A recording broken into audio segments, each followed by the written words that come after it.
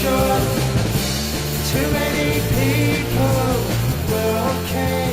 Why did they? I'm flying through midnight, trying to find a way to get out. Dreams filling the moonlight, across the ever-growing sea of doubt.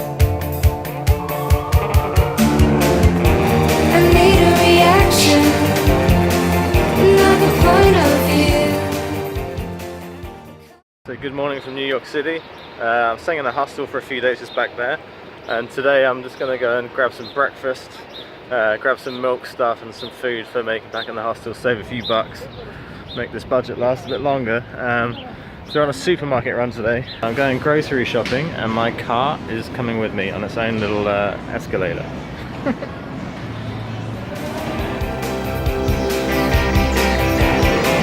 Start cutting the corners. Wanna be a part of it.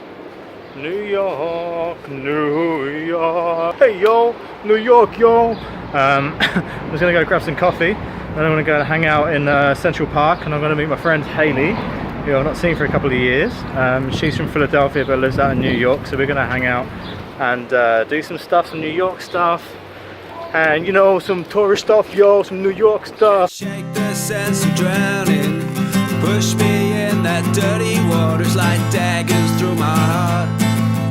Leaves caught in my scruffy hair, and I remember when I saw you on the other side of that shitty bar, and I knew that you'd be mine. It was only for a short time. I'm down, but I'm not out. I'm down. These wings of wax will help me fly. Bottles lit on my bedroom floor like a city. What flavour ice cream are you going for? I'm gonna get caramelized banana. Caramelized banana Nut. and nut. It's all one. Alright. Are you getting 2 scoops or 1? I gotta do 2 scoops. We did so much walking. Alright. What are you getting? I'm gonna get the peanut butter chip. That's not like a crisp, right? That is actually a chip. No crisp. Like a chocolate chip. Alright. And a chocolate chip cookie dough, because you can't have enough chips. Good morning again from New York. So today I'm just going to go out and photograph as much as New York as possible, and going to hit up Times Square in a minute. As always, you know, this day's got to begin with some coffee, so I'm going to get some coffee and then go jump on the subway. And meanwhile, enjoy New York.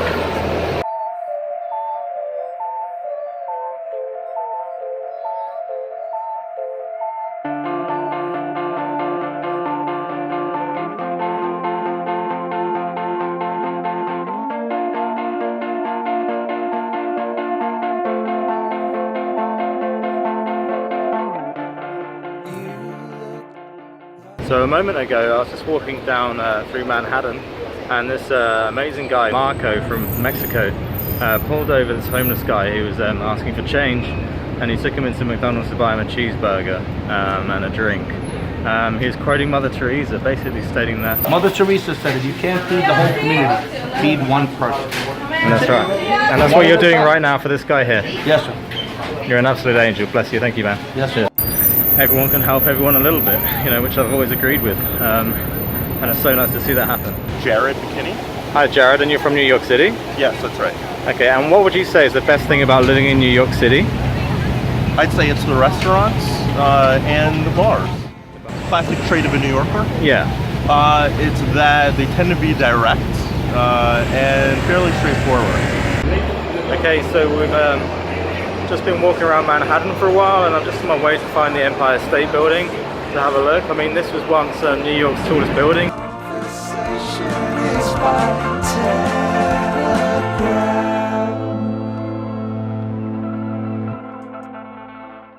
I'm just at Grand Central Station.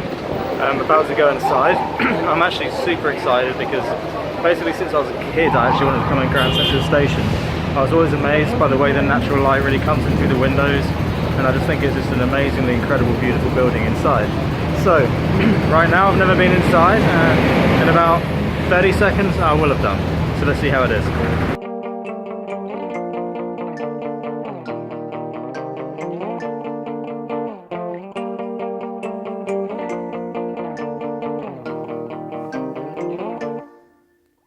Chris and Sean in Grand Central Station, New York.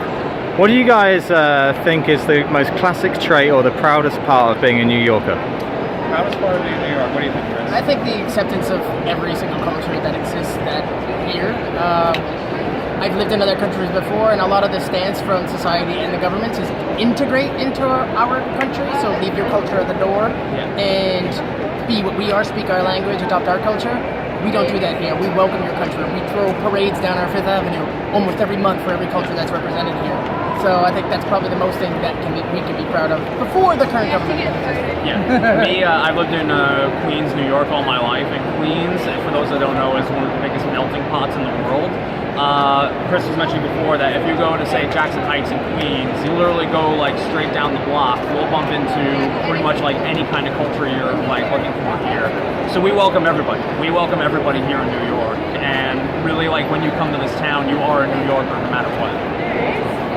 So I'm just at the One World Trade Center, the Freedom Tower One World Trade Center thing.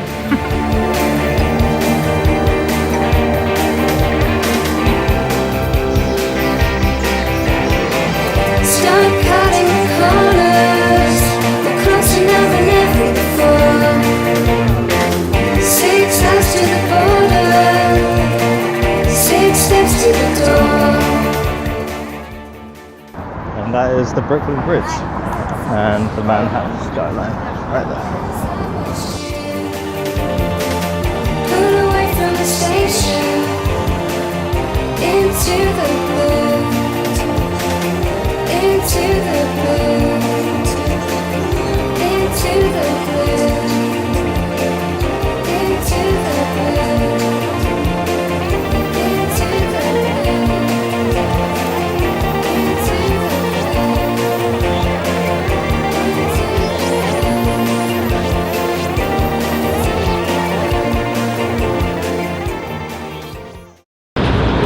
Yeah, money is not the most important thing in life. Health is. I lost $1.8 million to a Ponzi scheme. Nothing changed. Just everything is the same. I got a few less bucks, but how many bucks do you need? As long as I got toilet paper, I got enough bucks.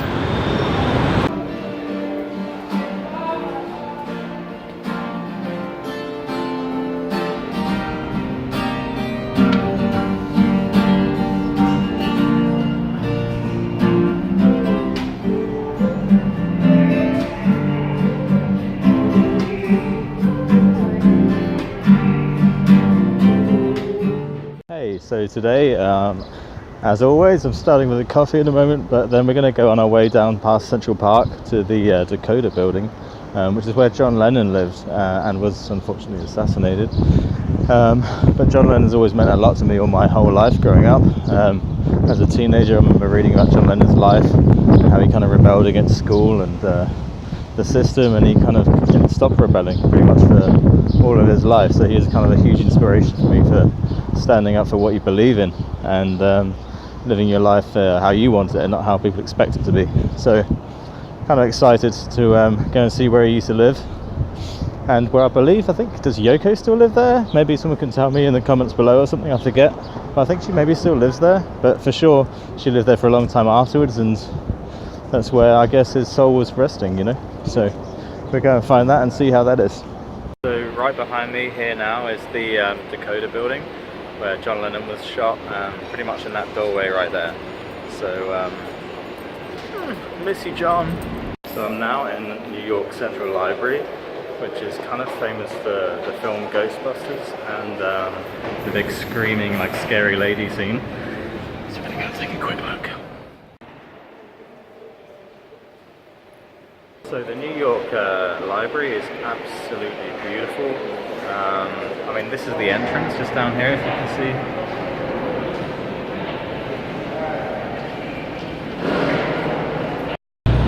Start spreading the news, I'm leaving today.